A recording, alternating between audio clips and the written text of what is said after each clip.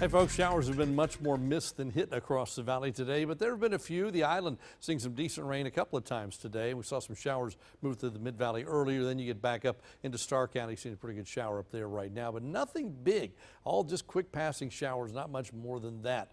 Temperature-wise, 80s in most areas. A warm spot Edinburgh at 91, but it's 88 Westlake, 85 McAllen, 82 in Port Isabel right now.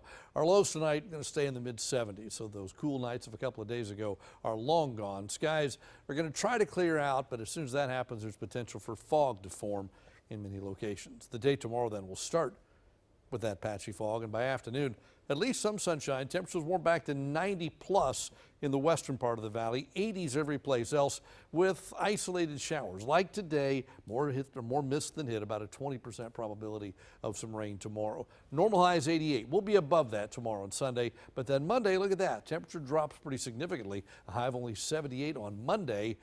Of course, as soon as the weekend's over, and the chance for a couple of showers fades pretty quickly, and next week looks delightful. Now this evening, I think most of your Friday night football games should be fine, but some of the bleachers may still be wet from earlier showers. Early in the morning, I think fog is a likelihood. Not so much any significant rain early, but there's about a 20% probability of showers tomorrow. After that fog burns off, we see partly sunny skies for the most part.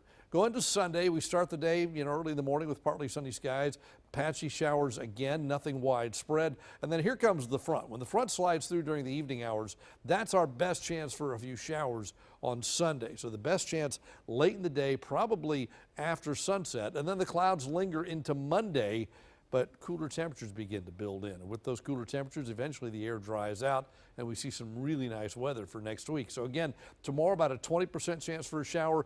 We bump it up to 40% for Sunday, but that's late in the day, like probably again after sunset and then before dawn. So overnight stuff for the most part, because by Monday afternoon it's out of here, and the clouds, well, they may linger into Monday morning. They should go away by Monday afternoon as well.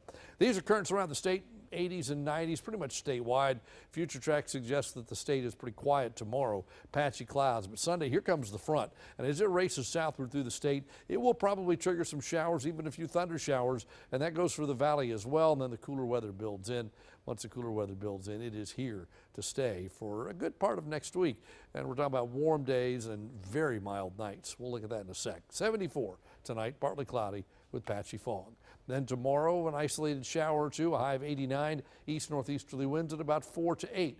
So before the front, we're in the upper 80s by day, 70s by night. Then after the front, highs are a lot cooler, lows are a lot cooler, and look at Monday and Tuesday. Not so much the highs, they'll be in the low 80s, but because the air is so dry, lows are going to drop into the 50s for a couple of days. That means your mornings and evenings should be just delightful with low humidity and pleasant conditions.